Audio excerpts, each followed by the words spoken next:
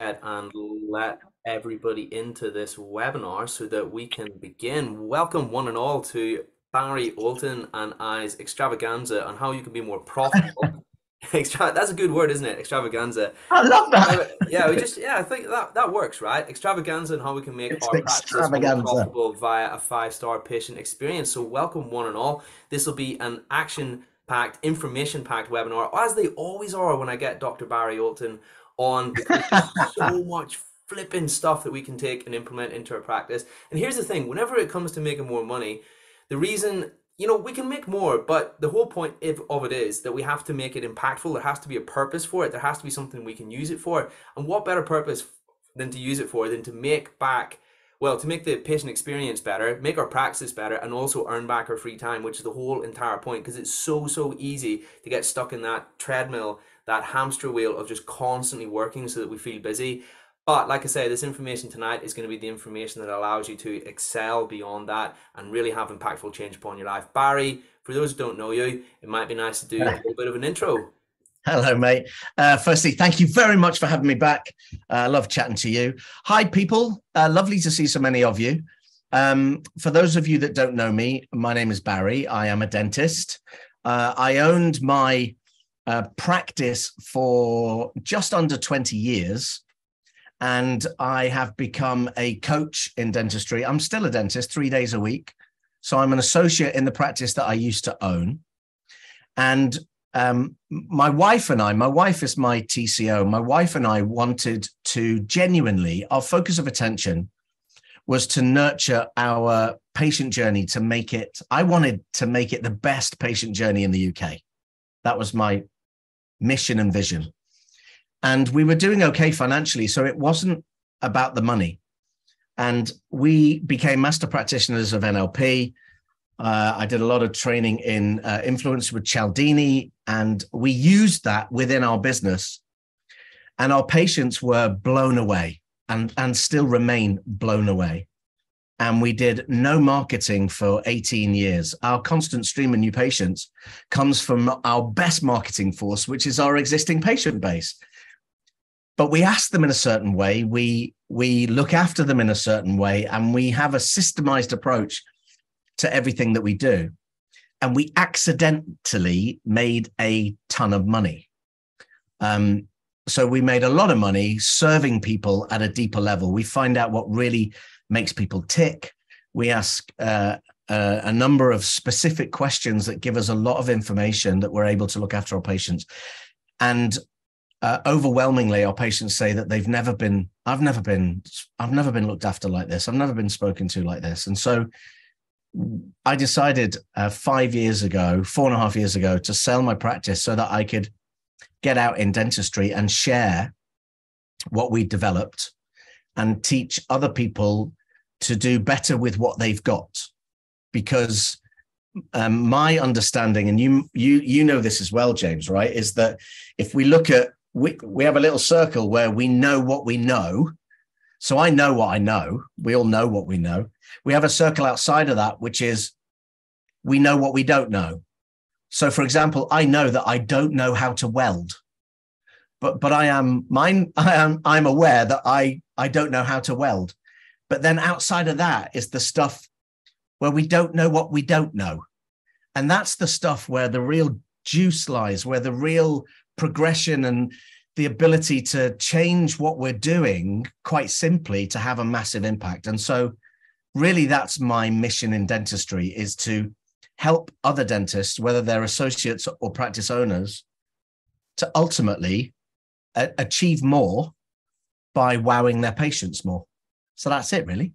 Love that. And the thing about that knowledge, it's really flipping useful. And most of the time, the way you find it is you just stumble across it, okay? But you Yeah. don't stumble across it unless you put yourself out there. And if someone has already stumbled across it for you, if you know what I mean, by reading things like Cialdini, which is a really amazing book, by the way, Persuasion. If anybody hasn't read it, it's all about whenever you're selling or whenever you're communicating with other people, it's all about creating the right settings around you and having the right understanding of human interaction so that you build value for the individual in terms of how much they understand that you will give them. You allow them to see what you can see via being persuasive without overdoing it, without being that OTT salesman or anything like that.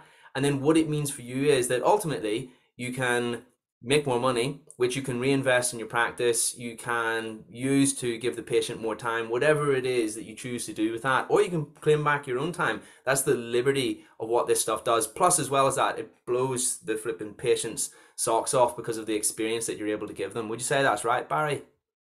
100%. 100%. I read the book. If any, by all means, go and read the book. Otherwise, I'm very happy to share what I learned and how I took that and implemented it into dentistry. And I'll just give you one example so you understand this, is that we as human beings innately have aspects that we are innately influenced. And the book talks about polecats and things like that. But in essence, if I was to give you something of value, we are naturally and inherently put into a place of what we call reciprocity, is that if I give you something of value, you feel that you need to give back. And so we can use that to their advantage and our advantage. And the example I give is the way that I will use Cialdini's principles to get recommendations, referrals, and 5-star Google reviews. I have something like 120 reviews. Every single one of them is 5-star. And the reason for that is I have a systemized approach to achieving that.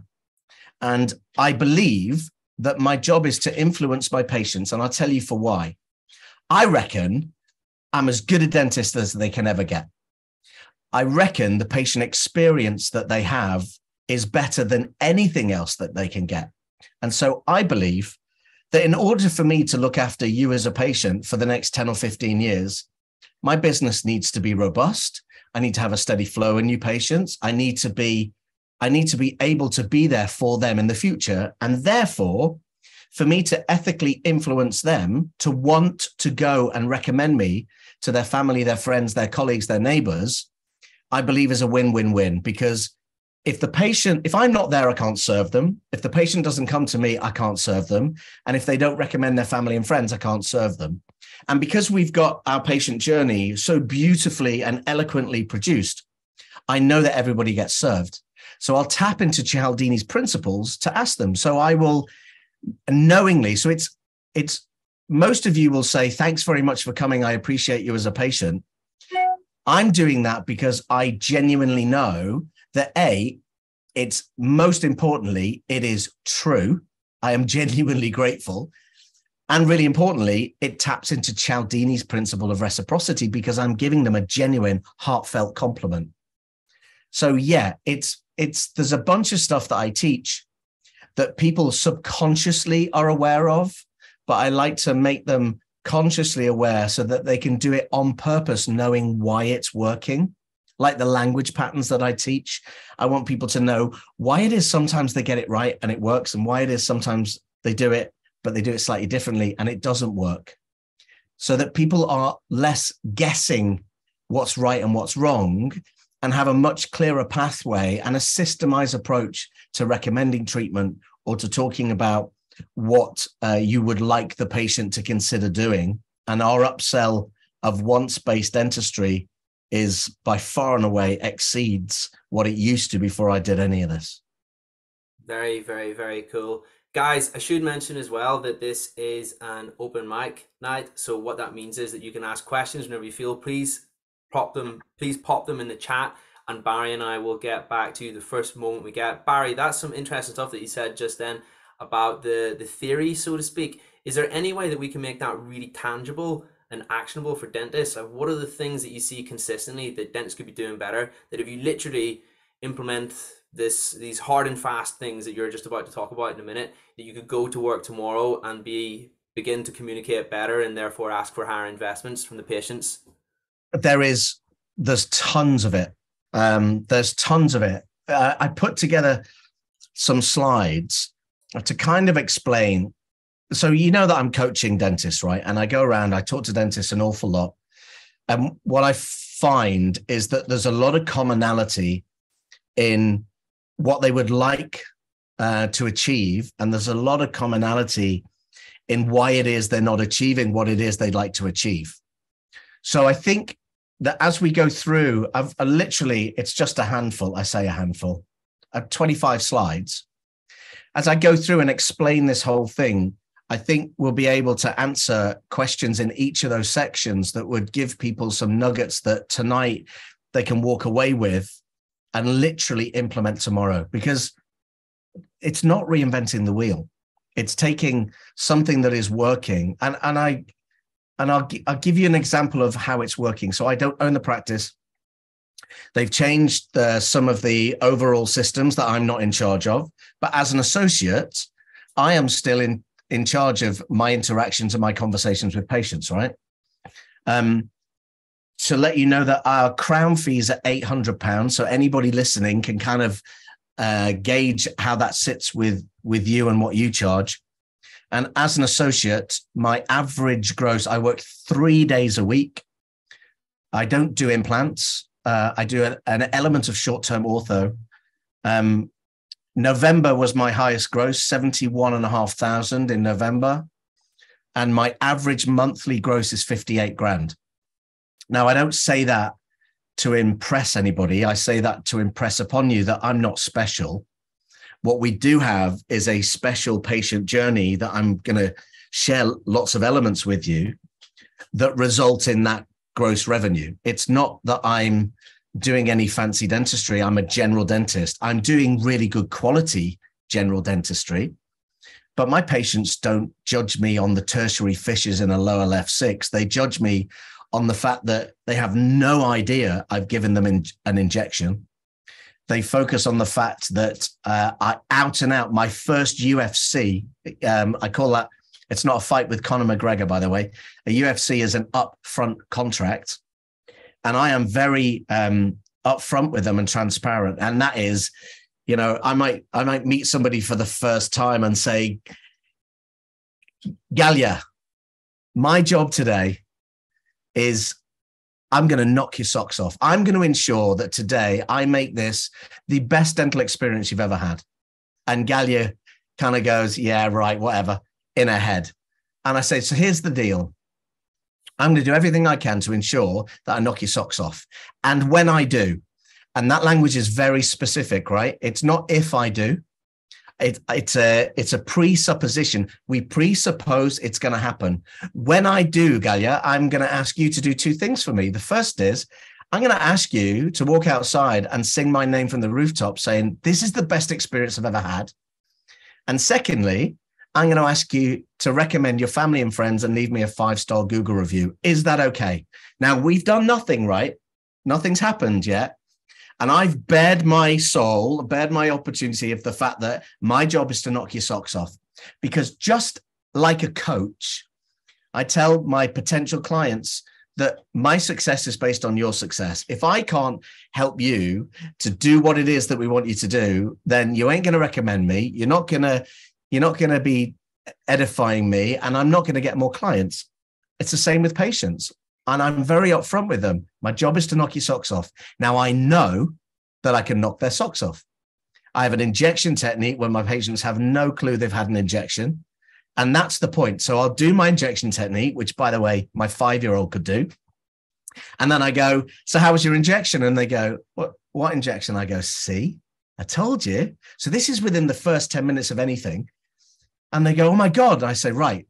So I told you my job is to knock your socks off. And I just did. I'm going to continue to do that. And remember, at the end of this, what you also said, and you agreed to, is that you would recommend me. Now, let's go back to Cialdini's principles for a second. One of Cialdini's principles is commitment. When we as human beings make a commitment to something, we do not like to break commitment. And when you pair that with another principle of Cialdini called consistency, within that one appointment, I will be playful. I will knock their socks off, and I'll tell them at least 3 times. I gain their commitment 3 times, and they are consistent in the fact they're going to recommend. And lo and behold, they recommend. So I get a constant stream of pre-qualified, often nervous patients where my patients have gone, holy crap, you need to go there. I didn't know. I didn't feel a thing. It was unbelievable. Now, that's got nothing to do with the quality of the dentistry. I like to think that my dentistry is at least 7 out of 10. I like to think it's 9 out of 10. But what that is my patient experience is for their, so another Cialdini principle is where we compare things, right? And so everything they have in their past that they compare to, I'm 10 out of 10. Because they come with preconceived ideas. They come with these limited beliefs like dentists are bastards, dentists hurt. Not in my practice. Everything we do is completely comfortable. And so Cialdini's principles come in and out, and it's playful. And this is the fun. I see dentistry as a game. And the game is to do great quality dentistry, but the game is to win people over, find out what really makes them tick and serve that. Does that make sense? So what I mean by that, I know I talk a lot. What I mean by that is nobody wants white teeth. Nobody wants straight teeth. People come in and go, I want white teeth. And in my head, I go, no, you don't. I don't actually say that. I want to find out, for what purpose do you want white teeth? And there's always a layer beneath that is an emotional need, which is either to achieve something. Often it's a relationship, or it's building a new relationship, or it's feeling confident in presenting, or it's their client facing, or it's to avoid a negative. So it's avoid somebody going, oh, I don't like your teeth. Or one of the guys I had was, my 3-year-old keeps saying, Daddy, why are your teeth yellow? He wanted love and acceptance from his 3-year-old child. Now, when I find that out, my game, I get goosebumps when I find it out, because now I know I'm serving connection with his 3-year-old kid. I'm not serving white teeth. And so I friggin' love my job. I love being a clinical dentist. And I love then teaching other dentists how to fall back in love with dentistry, because we are unique in our profession, in our ability to help people and serve them at a much deeper level than we were ever taught at university. Well, it's the power of words, isn't it? And you know what? There's a question that I always use in that instance. I always say to the patient, it's very simple, it's very effective. And what I say is, why now? Or I slip that in at some point. Are you with me? And that is such a beautiful question, because one, it's open-ended, and two, it basically just gives that patient permission to say specifically what is that emotive driver, or what is the deeper reasoning behind them being there to come for the thing that they've asked you for or you've prescribed. Because patients, think about it, right? A patient doesn't come to you because they want a 1 millimeter thick sheet, a little wrapper of porcelain that sits around their tooth, right? i.e. a crown. They don't want that. They don't wake up wanting that. They want the feeling. They want the aesthetic. They want the change and the impact in their life. So it's our duty to go there and understand what exactly that they want in that respect, that emotive reason, so that they can see how what we're offering will give them that result. Because otherwise they don't always make the connection. In our head, we suppose, we presume they make the connection, but we have to spell it out for them. Are you with me? And then what that means is that in turn drives value, which therefore in turn makes them more likely to come on the journey with us, which will allow us to serve them and give them what they want, right? I love the essence of what you're saying. My approach is subtly different, and okay. I'll tell you for why. The phrase "why now" is very useful. The issue with "why now" is that they will give you a surface level answer. So why now? And they go, well, because I'm going to a wedding. And in actual fact, when we ask it the way that I created it, and by the way, I mean, I've faffed around finding the right way for like probably about 8 years. I've been using it now. My main question, which is unbelievably good. That sounds really tossy of me saying that, but it really is finding the way of asking the question that really allows the patient to actually tell us what it is. So why now? If you're not doing why now is a brilliant question. Generally speaking, they will come up with a situation, or they'll come up with an event, or they'll come up with, oh, I'm just fed up of, food trapping. it's a little bit harder then to take it down a layer of the onion to the emotional thing. Is the real key question. Why now is a great opener. And then the real key is to use the phrase, for what purpose? So if I said to you, why now? And you went, well, I'm going to a wedding. And so what would this give you? Well, I'd feel a bit more confident. And then you go, okay, so confidence, for what purpose? And by taking it, and by the way, God damn it, I'm in rapport, right? You're not asking this from behind the patient. You've got to learn how to genuinely build rapport. You have to be in rapport. When you're in rapport, you can ask anything. When you're not in rapport, you can ask nothing. And so when you ask a question like this and you're not in rapport, you're going to get seen as salesy. You're going to get seen as being rude, pushy. When you're in rapport, you're seen as caring, loving, understanding, empathetic. It's all of these things. So I love your question. And there's another layer underneath that really begins to open up the true essence of what it is.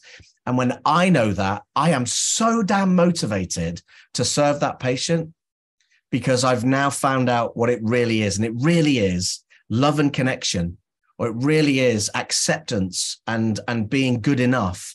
It's not, I just want to have a photograph in the wedding. Does that make sense?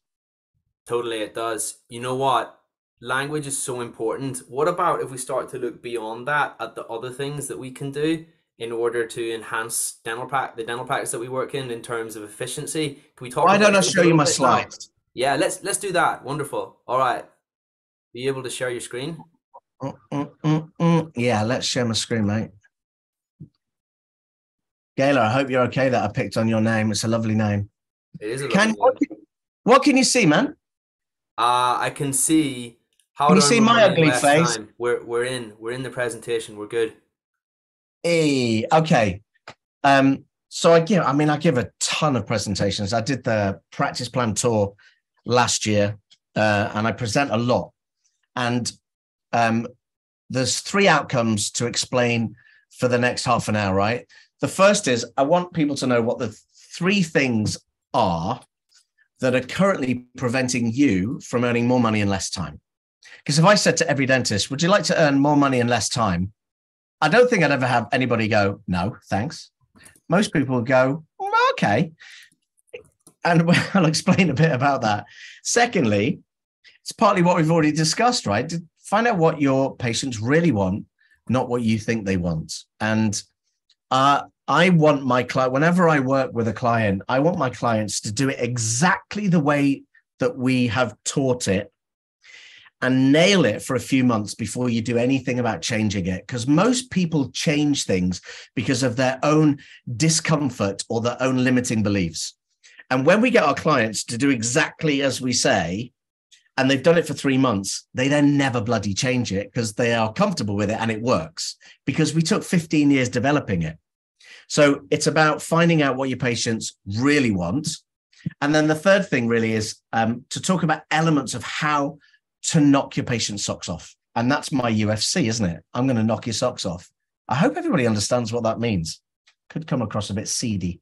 So James, when I've been chatting to dentists lately, and I say, what's the one thing that you could do in the next 12 months that would push the needle on your business and then push the needle in your life?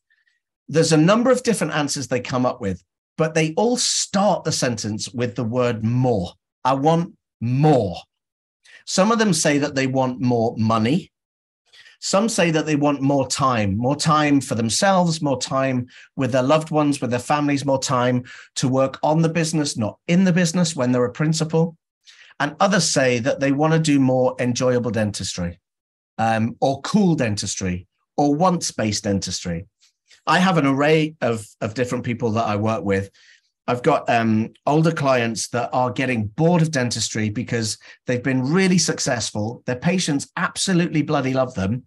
And they spend 80% of their working day doing they call them checkups. I don't call them checkups, but they're doing checkups. And I tell you what, if I do more than an hour and a half of checkups, I don't call them that, dental health reviews, If I do more than an hour and a half a day, I kind of really want to slit my wrists. I hate it. I hate it. So it's about getting the right balance. And so that's how we help. And the question we ask is that if somebody wants more money or they want more time or they want to do more enjoyable dentistry, why have they not got that? And the majority of the reasons fit into the same categories. Most dentists, not all of you, but most dentists feel awkward or uncomfortable about the perception of selling. Most dentists don't want to be perceived as salesy. When it comes to time, most dentists are doing too much low value, low production dentistry, single tooth dentistry, examinations, one tooth at a time. And that's very often because their diary is fully booked. It's rammed. They're booked maybe 6 months in advance. I had a client the other day say, what happens when we've zoned our diary, we've done this, we've done that, and we can only book 6 weeks in advance? And my response was, because you ain't zoned your diary properly. So we'll talk about that tonight as well. And most dentists complain that their work-life balance is the wrong way around, because for me, it should be life-work balance. Enjoyable dentistry, they want to do more. Why are they not doing it? The majority of people are firefighting. They come to their day list and they go, right, what it is. And people are squeezed in. It's problem appointments, it's reviews, it's adjustments, and it's broken teeth and it's single tooth dentistry, right? Which is what this is. Most people are examining. And when I ask my clients, how do you open your exam process? Is it like this? Hi, how are you? Any problems? The majority go, well, yeah, that's what I do. And so it's okay. There's a different way of doing it.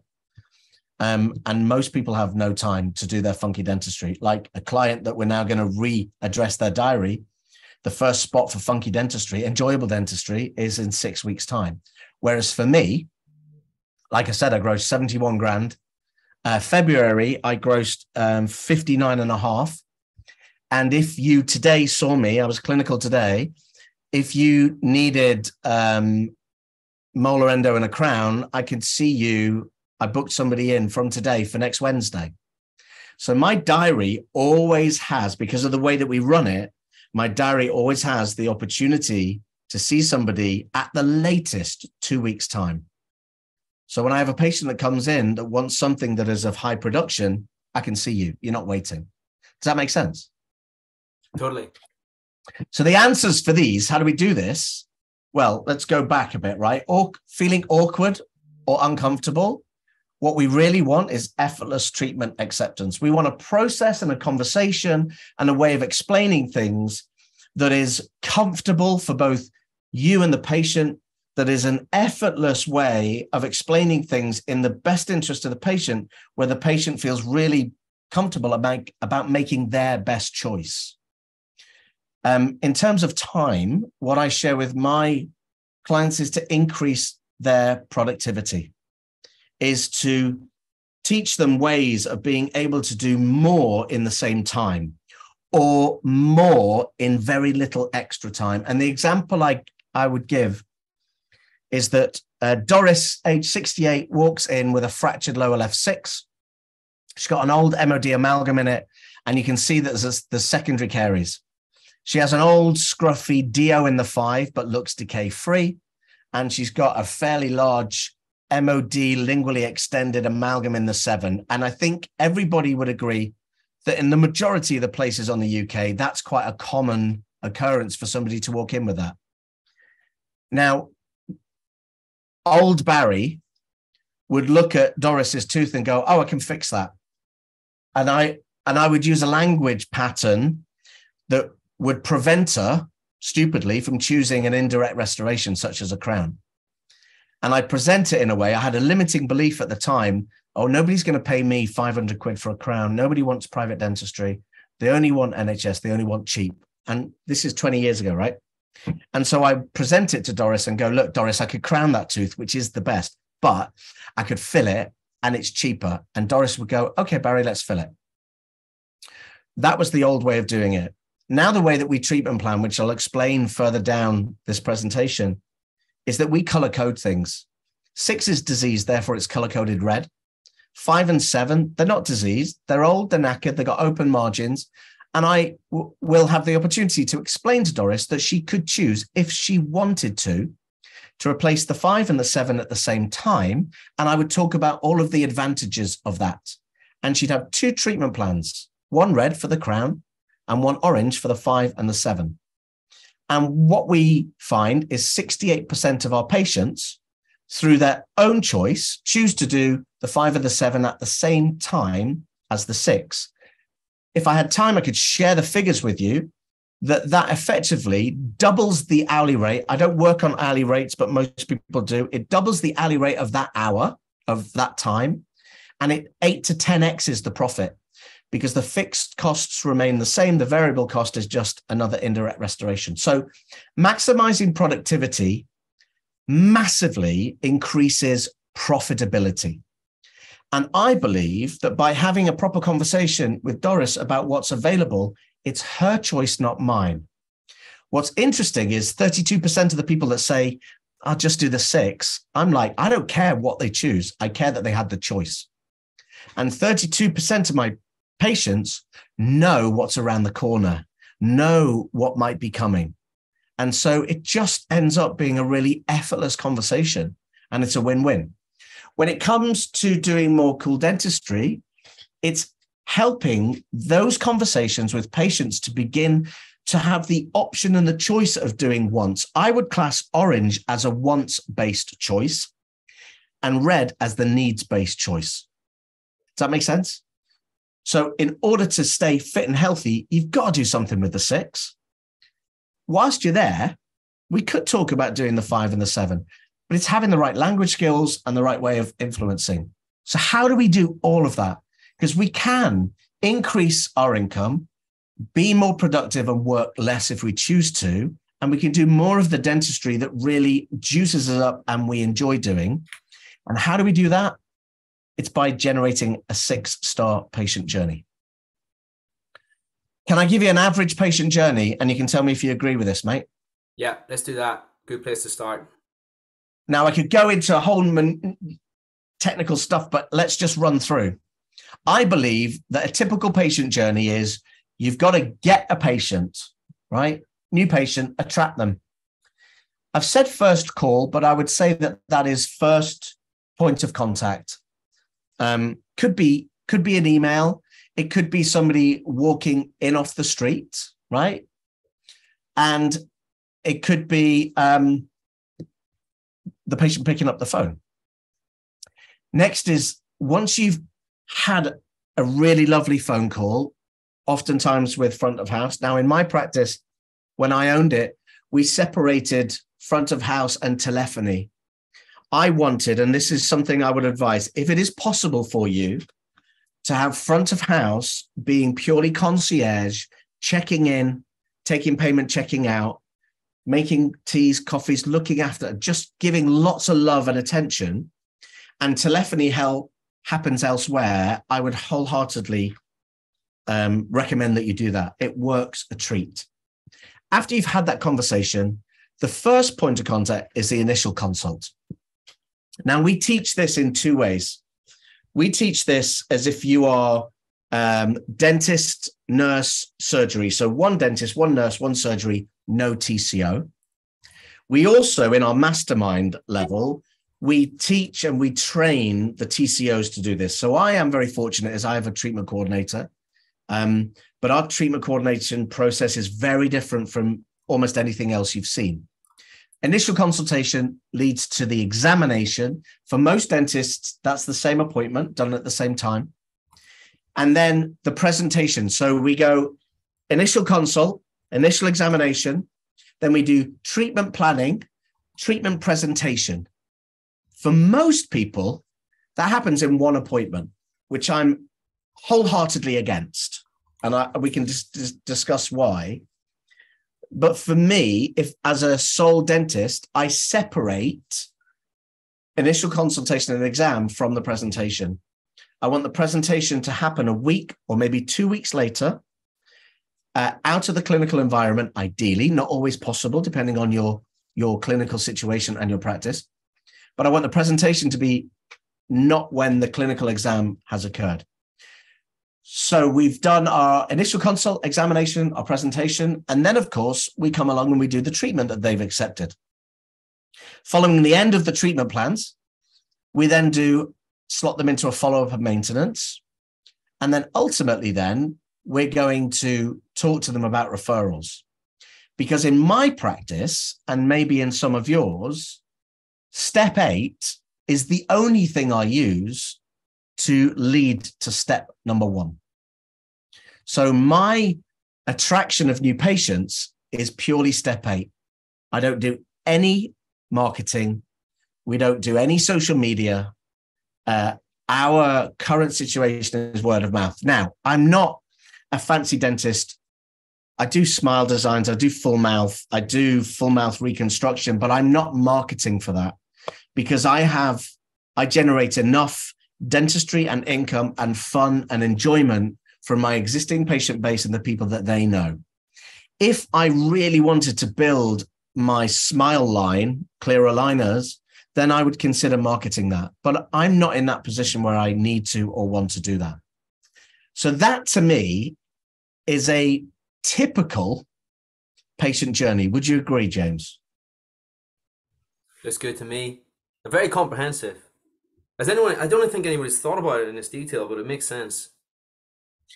Well, my recommendation then is that we look at each of these points and we look at how we can improve the patient experience at every single one of these points and then systemize it so that it becomes ingrained into everybody in the practice. So, for example, how do you answer the phone? Most people will have a system for that. Most people will insist that no matter who you are, you answer the phone in the same way. And that's great. What we then do is we want to encourage correct language skills on the phone calls. And therefore, we have a very loose script. I don't like scripts, but I like direction. And so we'll have direction where when somebody asks a specific question, they have a fairly good answer of how they're going to respond to that. So when somebody phones up our practice and says, do you do NHS? When we've done cold calling to other practices that we're working with, they've gone, no, we don't do NHS. We're only private. And you go, okay, thanks, click, end of conversation. Well, that's not what we want to do. We want to add some value and we'll change what we're saying to be more inquisitive and more caring because, you know, maybe they're not looking for NHS. Maybe they just don't know. And that's their opening gambit. And maybe actually what they want is somebody that's going to show them some love, care and attention and help them with whatever it really is. Because they don't want NHS dentistry. They want something sorting, right? So each of these steps, we then would look at of how we're going to refine it. And I think just for tonight, I'm going to very briefly, because I don't know how long we've got, I'm going to just talk initially about these 5 steps. Have I got time for this? Yeah, of course. Yeah, sounds good. Okay. So initial consultation, we have this absolutely honed and we ask certain questions in a certain way. The first thing is we will always build rapport. Now, let's assume that the majority of you are doing your own initial consult. So I'll talk dentist to dentist. I will do the short-term pleasantries because I am building rapport by being more like my person, the person I'm talking to. People like people who are like them. And so the nature of building rapport is to be more like the other person. You're not taking the Michael. You're not, you know, if somebody's got Tourette's, you're not starting to tick. My mate's got Tourette's and I would never build rapport by taking the P out of him, but I will be more animated when he's around because I want him to feel comfortable. And so it's key that you're not just a polar opposite. If I have a patient comes in who my team would describe as, oh, he's very grumpy, monosyllabic, says one word, I'm not going to be Tigger like I am with most of the time and bounce in because that's completely breaking rapport. So the first thing is I'm going to build rapport and I'm consciously aware of it and I'm making an effort to build rapport. I believe that my effort to build rapport with you, my patient, is probably more than anybody else does in your life, because I am consciously making an effort for you to feel most comfortable. And I'm consciously making an effort in order for you to feel comfortable so that I can look after you and find out how best to look after you. So I truly believe I'm serving. Then we'll ask specific questions. The one question that makes the biggest difference is in NLP, we have this thing called a timeline. We all see time as spatial, right? So if I asked everybody that's in the room right now to think of time around them and think about pointing to your future, everybody point to your future now. Gayla, thank you very much. So for me, I'm pointing directly in front of me. For Gayla, she's pointing slightly up. Is that correct, Gayla? Right. Timelines can be similar, but can be very different. Everybody now point to your past. For me personally, it's directly behind me. I've had some people where their future is up and their past is down. So when you draw a line between your future and your past, we call that your timeline. Imagine that you're sat in a chair and you're sat in the time of now on your timeline. And now, metaphorically, imagine that you're turning around and you're looking down your timeline to the past. Picture it being a railway, and the sleepers are segments of time all the way back to when you were born. And if you are a believer of other things, even all the way back before that and further back in generations. Each of those sleepers represent a period of time where you may have memories, you may have good or bad, you'll have references to that. So what I want my patients to do is I want them to turn forward and look down the tracks and future pace them into the future. I am a little bit interested in what the patient wants right now, today, but I'm much more interested in what's important to them 20 years down the line, age appropriate, right? Because if they're 65, I'll say 10 years, because I got caught out of that. So I designed the question, I had to play with it. It was working amazingly. Said to a chap, so how do you, in terms of your dental health, your dental appearance and your dental function, what's important to you about those three things in, let's say, 20 years? And he went, I'll be dead, Barry. I'm 70. It's like, oh shit, that backfired. So now I'm careful, right? If they're 60, 65, I'll say 10 years. And I'll ask the question because I want them to think about where they want to be in 10 or 20 years in terms of their dental health, their dental appearance, and their dental function.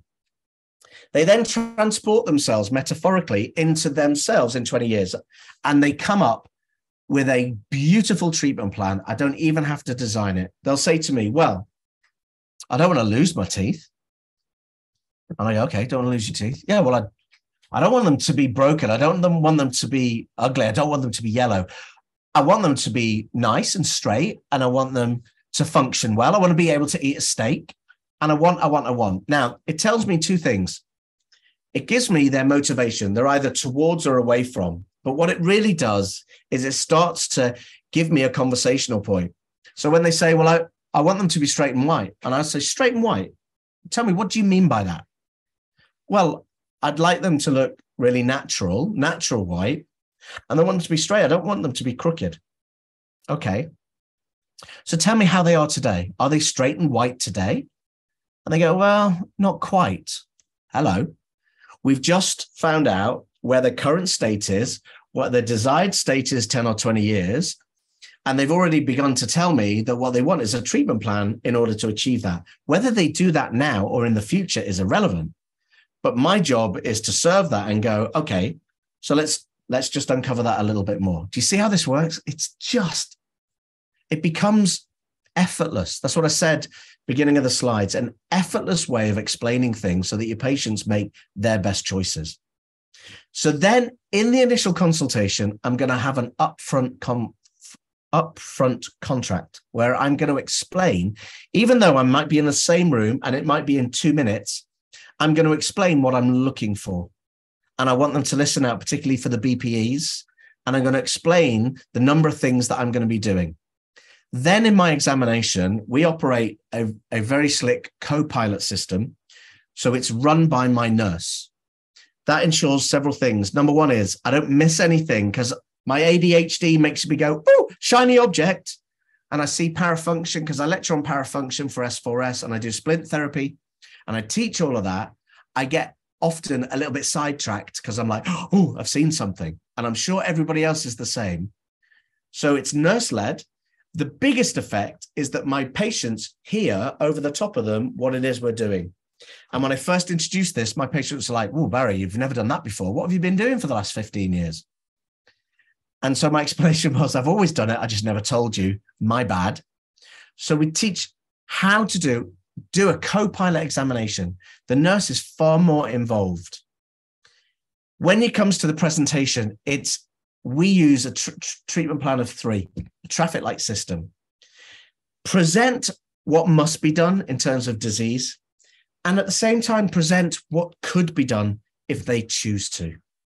And lo and behold, you'll find that patients say, do you know what? I have been thinking about that. I'd really like to do that. And you'll be like, oh my God. Most of us don't present because we fear that we are effectively firefighters. We're either fixing a fire or we're looking for the smolder. We're not actually looking for the potential that might occur and explaining that to the patient so that they can make an informed choice. And when we do, and we come from a position of love and service, our patients see it as being looked after, as being cared for at a much deeper level than they ever have before. Is this making sense, mate? I'm talking a lot. Is that all right? No, you're with me. I'm with you. Sorry. No, it's all good, man. It's all gems. It's all gold dust. Okay. So then next stage is treatment itself. There's a personality preference in people, which is called chunk size, right? I am what you call global. Don't bore me with the facts, broad strokes, big picture, be brief, be quick, be gone. That's me. I have patients that need I's dotting twice, T's crossing twice. They need to go and think about it 7 times. They need to ask their daughter, their mother, their next door neighbor, the rabbit, the guinea pig, and the dog before they decide to do something. And so when it comes to treatment, I will ask a patient, how much information do you want? Whilst I'm looking after you, do you want me to tell you what I'm doing? Or do you prefer me just to shut up and get on with it? Because for the person that wants to know what's happening, if they're kinesthetic like me, the sensation change from a speed increasing motor with a beautiful new diamond in that cuts like butter to a godforsaken slow speed rosehead burr is like going from a little massage to a pneumatic drill. And those patients, if they're not forewarned, they are literally, that's them, right? And it's a white knuckle ride from then on. So I'll find out just by simple questions of asking, how would you like this? How would you like that? That portrays the fact that I care, because genuinely I do. It portrays the fact that I am putting them first, because genuinely I am, because I can do that tooth regardless. I just want to make sure I do it in a way where they walk out going, that was amazing. And the way to make it amazing is to make it bespoke to them. And there's literally 3 or 4 ways that are so easy that we can make our treatment delivery bespoke to that individual patient. Once you've done all of those things and you've knocked the bloody socks off, getting recommendations, referrals, and reviews is an absolute piece of pie. It does take some follow-up. I have clients where I teach them and they're like, look, I asked everybody and nobody left me anything. And it's like, did you get permission to follow up? Because if they're not doing it there and then in your operatory or in your practice, they go away and life takes over. So our way, we have a systemized way of going, and thank you, you said you'd recommend and refer. They go, of course I will, Barry. Great. Look, I know time was so busy, aren't we, all of us? And I know that you want to support me and help me. I appreciate that you're super busy. If we don't hear from you, or if we don't see the review in, let's say, a week, please, can I have your permission for Ellie to give you a call and just remind you? And no one goes, no. They all go, yeah, of course, of course. Which means that when we haven't got what it is they promised us, we'll follow them up and increase the likelihood that we're going to get what it is they promised us. It ain't 100% because it is swimming through mud, isn't it? Getting 5-star Google reviews is not a piece of pie, but it takes a system. You ask only the right people. You know, if somebody walked in and said, do you do NHS? And Doris is busy on the desk and says, no. The company that I work for at the moment, Portman, they send out an automatic leave us a review. Well, if I was that patient, I'd go 1 star, no NHS. So we don't ask just anybody. We're specific, and it's like an invitation. That, mate, there's so much more I could add to each of those layers, and I'll answer any questions. Interested in the pain-free injection? Absolute piece of pie. So easy. For children aged 5 to 95, because nobody likes a flipping injection, let's be honest. James, questions? I'm here. Yes, let's do it. Did you want to say anything more in the presentation, or do we want to just freestyle? Because I'm cool. We can do either. I've got to say that this whole approach works whether you are an associate working in somebody else's practice. They don't have to run these systems. This works incredibly well for anybody that does own a practice, especially if we train your team and we train your associates as well. But the bottom line is that when you begin to systemize this, it makes it so much easier for everybody, regardless of whether you're an associate or whether you're a principal. I'll flag this later that if you want, I would love to help any of you. And James has said that it's okay for me to say, if you want to have some help on an individual basis so I can get to know you more, I can help you with any of those steps and give you advice on any of those steps. And you're very welcome to book a call. But right now, I think we should open this up to any questions that anybody's got about what's been said, if they'd like to know more, what else we can do for each of those steps, any challenges, any questions, or anything at all. And yes, we will share the injection. Yeah, sounds good. Yeah, let's do just that. Let's have some fun. Let's throw the mic out to the floor. We have some questions come in here. Some people have been patiently waiting. Where was that? Oh, Marina. Hello, great webinar so far. Thank you. My question is, how do you respond to comments like, oh, that's expensive? This is a great question because this happens all the time. And in essence, it's building value, but it's how do we do it, right? Something like that. Okay. So, Marina, thank you so much for your question. And firstly, I've got to tell you, if you're getting that regularly, it's because everything building up to that point is not as good as it will be when you start to implement some of these things, right? Because if you have built the value as you go along and you're using the right language, then they don't say, oh, that's expensive. That being said, you're going to get the odd one. And so I have a system of overcoming objections or people having a concern. So if somebody says to me, oh, that's expensive, I would ask for clarification. The reason I ask for clarification is, and I do this with dentists, is dentists will say, oh, that's expensive. And I'll say, okay, so let's talk about that. Let's talk about food. I love food, by the way. Let's talk about one of those little pots from M&S. It's a superfood salad. It's got all the seeds in. It's got a couple of almonds and a nice dressing. And it's about £5. And for 99p, I could go to the Golden Arches and get myself a cheeseburger. Now, item A, Your Honor, costs more than item B, but item A is far better value. To me, something that is expensive, by definition, is low value. So we can pay more for something, but it'd be better value, and pay less for something and it be expensive. I would say that a 99p burger from McDonald's is expensive because it's full of not very healthy stuff.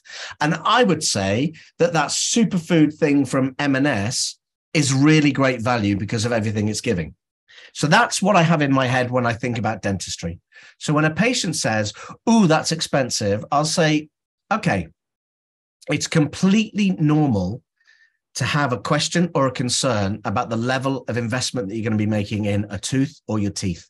Let me ask you, when you say it's expensive, is that you think that's a lot of money for you to find or to pay, or is it that you're not sure that it's worth that money? By asking that question, I'm helping them differentiate between whether that's a large amount of money, because I tell you what, 3,500, that's a lot of money. But for me to do their short-term ortho and the retention and do this, that, and the other, it's bloody good value.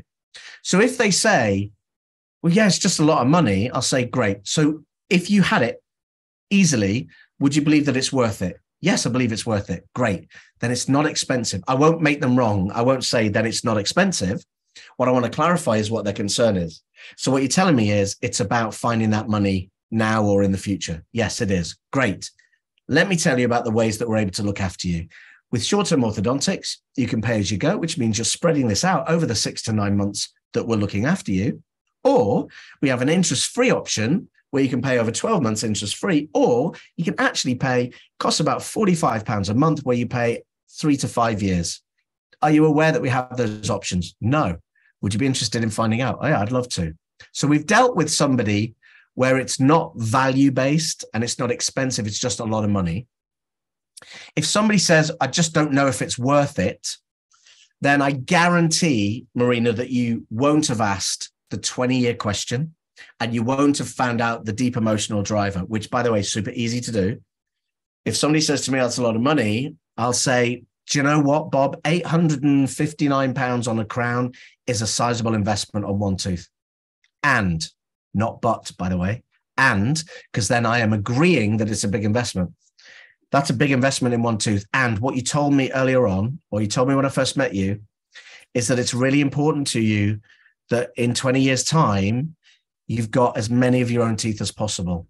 Now, as you know, I can fill this, but what you said to me is that you really want to keep them. And by crowning this tooth today, we increase the likelihood that we've still got that in 20 years' time. So what I'm going back to is their vision of the future to build the value, know it with bag loads of integrity, because I damn well know if Doris with that lower left 6 with 40+% of the tooth missing, if I fill it, it's foobarred in a few years. And when it fractures again, maybe I can't even crown it, or maybe it's then an endo and everything else. So how do you handle that? Number one is build your patient journey so you hardly ever get it. Can I help you with that?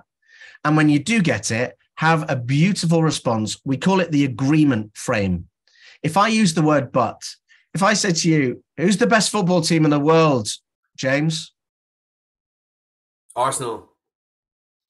So if I said to you, I know you say it's Arsenal, but mate, really, I know it's Liverpool. By using the word but, I've negated the fact that I've gone, I know you think. If I say to you, mate, I know you think it's Arsenal, and I've got to tell you, oh my God, they're killing it right now. And for me, still Liverpool, but I'm going to say that because that's where I'm from. We are then not breaking rapport. We're just having this agree to disagree situation. So when you have somebody that gives you a hurdle or an objection or a concern, you use the word and. It's completely normal to have that concern and, not but. Does that make sense? It does. It's very powerful. It's very, very, very powerful, and it takes a lot of practice to get right at the start, because the number of times the B word almost creeps out. You're like, blah, blah, blah, and at the very beginning. But when you practice it, it's very good. I agree. I agree. Let's go on to the next question. You have to enroll. My youngest daughter became the butt police. We enrolled the kids in helping us. Go. No, it's cool. It's helpful to get someone on your case. Maybe have like a butt jar or something. You know what I mean? Yeah. Put pounds in it. I don't know. Just a suggestion. Okay, cool. Questions. Right, we've got an absolute ton of questions. Let's pick the best ones. Okay. Another person who's been patiently waiting is Gray, who sent me a private one. And this is interesting, actually. Be interested to hear how you negotiate this, Barry.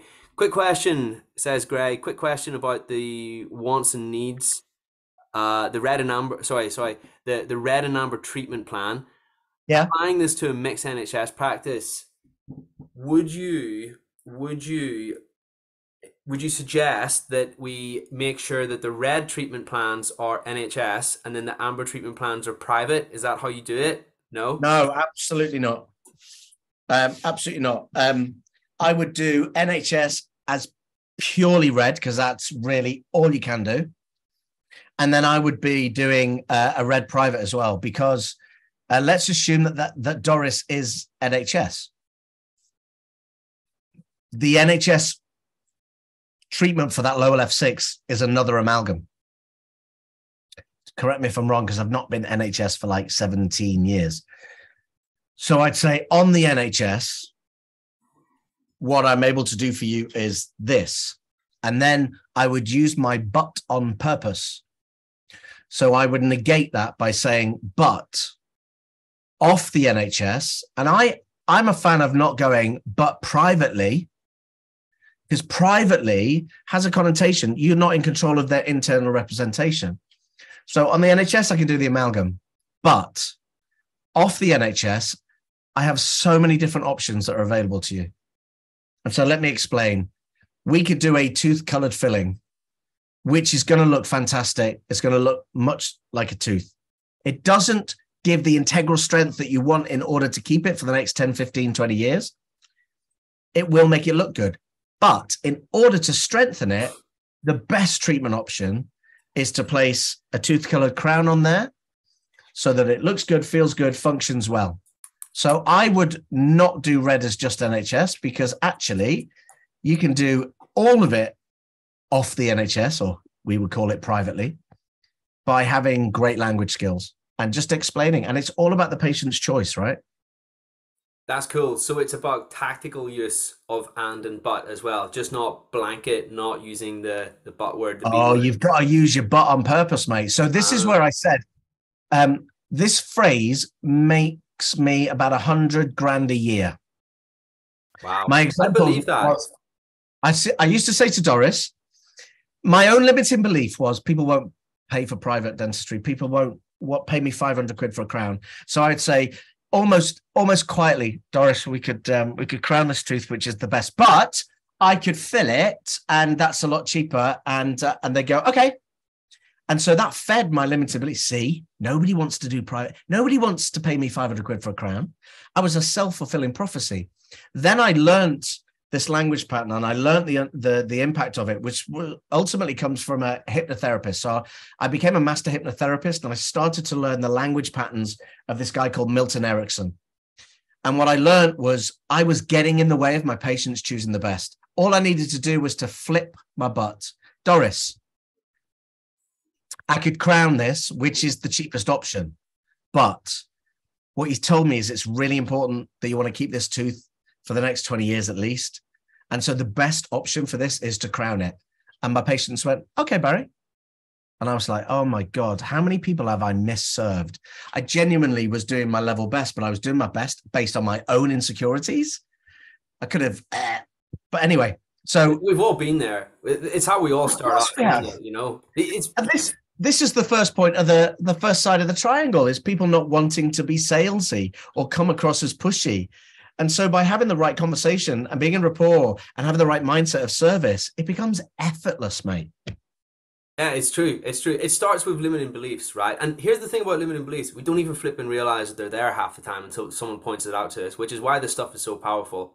Mindset is huge. Mindset is absolutely huge. Guys, we've probably got time for one more question. So let's pick a goodie. There was one that I saw just a minute ago. There's Where loads of did it goodies. go? Listen, they can all book a call, and I can give them as much as I can. Yeah, totally. Totally. The link is in the chat to book a call with Barry. Here's the question I was looking for. Oh, no, it's not. No, it's not. Okay, I'm just going to have to pick one because I can't find it. Here we go. Curram's asked a great question. Do you do NHS as a closed question? How do you respond to closed questions in an open way? Or would that be your script for that particular question? Did that make sense?